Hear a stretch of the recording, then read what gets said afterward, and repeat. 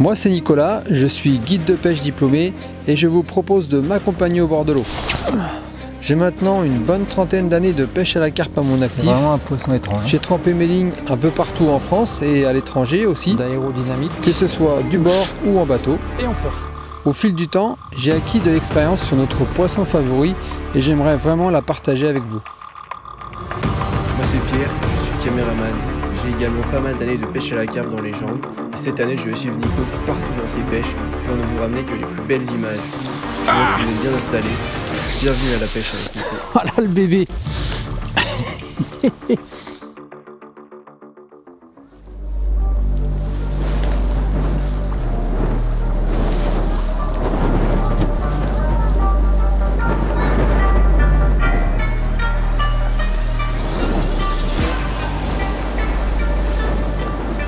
Donc là,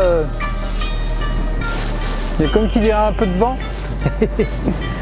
Donc en plus il est latéral, c'est parfait pour lancer, c'est nickel. Donc là il y a pas mal de petites choses à prendre en compte et à appliquer pour éviter d'avoir les montages qui pêchent dans les chouquettes. Donc là moi j'ai un coup à 100 mètres, droit de vent. Donc mon fil va être vraiment perpendiculaire au sens du vent. Alors pour réussir à tomber sur ma zone amorcée, qui est pas très grande, je vais, première chose, compenser, on va dire, le déplacement du plomb dans l'air en lançant plus à droite. Puisqu'en fait, le vent il vient de ma droite vers la gauche. Donc déjà, au lieu de prendre mon repère normal, si je le voulais lancer droit, comme si en imaginant qu'il n'y avait pas de vent, je vais me décaler d'environ 10 mètres plus à droite pour que le déplacement du plomb dans l'air poussé par le vent, ça finisse par tomber sur ma zone amorcée. Ça c'est la première chose. Après je vais essayer de réduire ma bannière au maximum en faisant un lancer assez tendu, c'est-à-dire éviter de faire une grande cloche. Donc je vais lancer mon plomb assez droit. Donc pour réussir à lancer comme ça de manière assez directe, on lâche le fil le plus tard possible en fait. Plus on va lâcher le fil tôt, plus ça va monter. Plus on va lâcher tard le fil, plus ça va aller droit et ça va éviter qu'il y ait une grande bannière qui prenne le vent. Voilà. Ensuite, ce que je vais faire, c'est juste avant que au moment où mon plomb va toucher l'eau, je vais incliner ma canne dans le sens du vent. Je vais même remonter de plusieurs mètres au maximum en amont par rapport au sens du vent pour que ma bannière soit la plus petite possible et soit tout de suite plaquée sur l'eau. Plus je vais attendre canne en l'air que les choses se passent, plus le vent va embarquer mon fil en aval. Et là après, pour réussir à ramener mon fil pour que ça tende, pour que ma canne soit bien tendue, plus ça va être vraiment compliqué, voire impossible. Voilà, donc ça c'est la première, c'est une chose très importante. Donc lancer plus en décalé volontairement par rapport à là où on veut tomber, en dosant, on va dire, l'effet du vent sur le montage. Et ensuite plaquer la bannière au maximum en faisant un tir tendu. Voilà.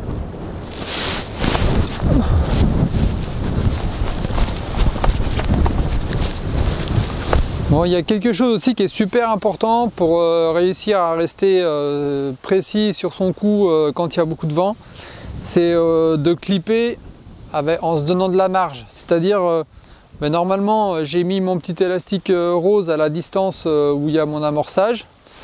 Là si je clippe à mon élastique, je suis à peu près garanti de pêcher devant mon amorçage parce que il y aura forcément de la bannière. Donc qui dit bannière dit montage qui va être plus court qu'à la normale.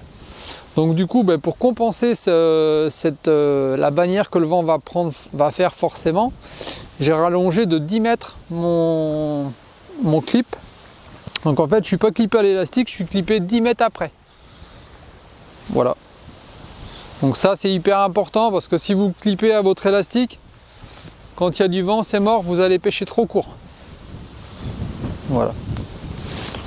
Ensuite au niveau du montage, j'ai adapté aussi mon plomb à la taille de mon appât parce que lui il va avoir de la résistance dans le vent.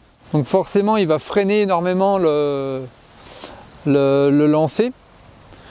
Donc pour garder de l'énergie cinétique, il faut que j'ai un plomb qui soit en corrélation avec la taille de mon appât. Donc là c'est une bouillette de 24. J'ai mis 113 grammes et là pour atteindre les 100 mètres je suis bien.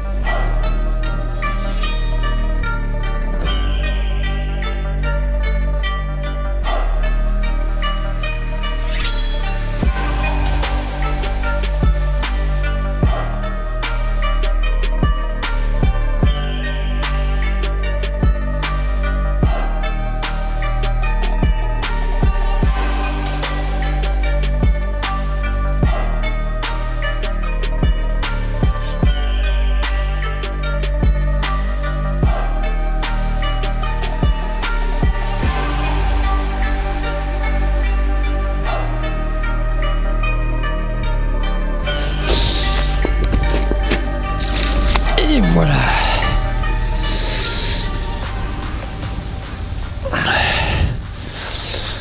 Donc ce matin, après avoir remis en place de l'amorçage et les lignes correctement, ouais, 3/4 d'heure après, premier poisson qui ouvre le bal de la journée, en espérant qu'il y en ait d'autres. Il n'y a pas de raison. Elles ont l'air d'être bien rentrées sur l'amorçage et de répondre plutôt régulièrement, donc c'est nickel. Ça se passe bien. Bon, le vent n'a pas faibli, hein. Je pense qu'on va l'avoir comme ça jusqu'au bout.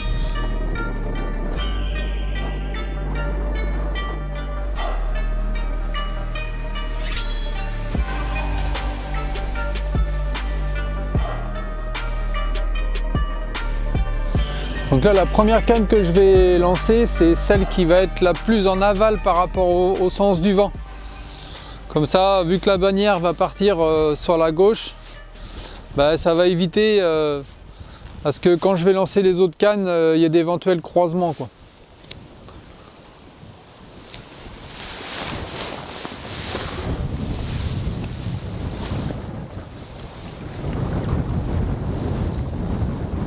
Quand il y a du vent comme ça, il y a toujours des petites accalmies et des micro-accalmies, donc des fois il faut attendre un petit peu, quelques secondes, puis quand on sent que ça se ralentit un peu, on lance.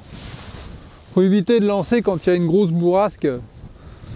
Des fois on croit qu'on va gagner du temps, mais s'il faut relancer derrière, on a perdu du temps.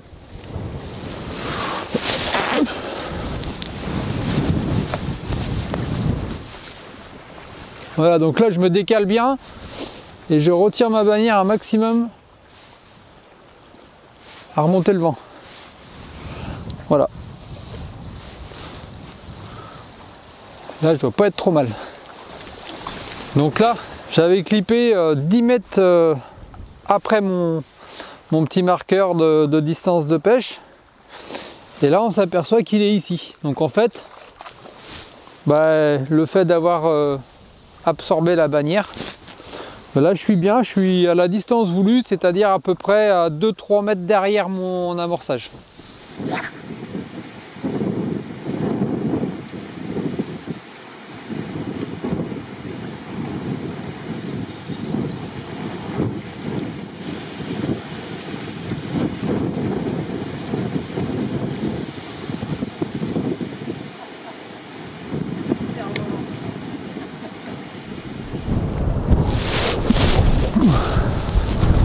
Donc après, un détail important au niveau du vent, c'est le diamètre du fil. Plus on va avoir un fil de diamètre épais, plus il va prendre le vent. Donc un 25 centièmes se lancera beaucoup mieux qu'un 30 centièmes et un 30 centièmes se lancera beaucoup mieux qu'un 35. Donc c'est aussi quelque chose à adapter quand il y a du vent. Après, il y a un autre petit détail qui est intéressant quand il y a du vent, c'est d'éviter les hangers avec des chaînettes ou des cordelettes, parce que ça a tendance à vraiment bouger avec le vent. Là vous voyez, avec un petit fil de titane qui est relié à un support rigide, ça bouge pas du tout, alors que là ça souffle. Donc ça va éviter d'avoir des bips intempestifs. Voilà, donc pareil, ce qui est bien aussi, c'est d'incliner ces cannes au plus près pour qu'il y ait le moins de fil qui ait de la prise au vent. Donc ça c'est important. Et puis ce qui va se passer, c'est qu'il va certainement y avoir des choses qui vont dériver, qui vont venir s'appuyer sur la bannière. Et à un moment ou à un autre, ça va finir par faire une trop grosse pression sur le fil. Le plomb va pouvoir bouger. Donc là, c'est pour ça que moi, mes lignes, je les relance à peu près toutes les 3 heures.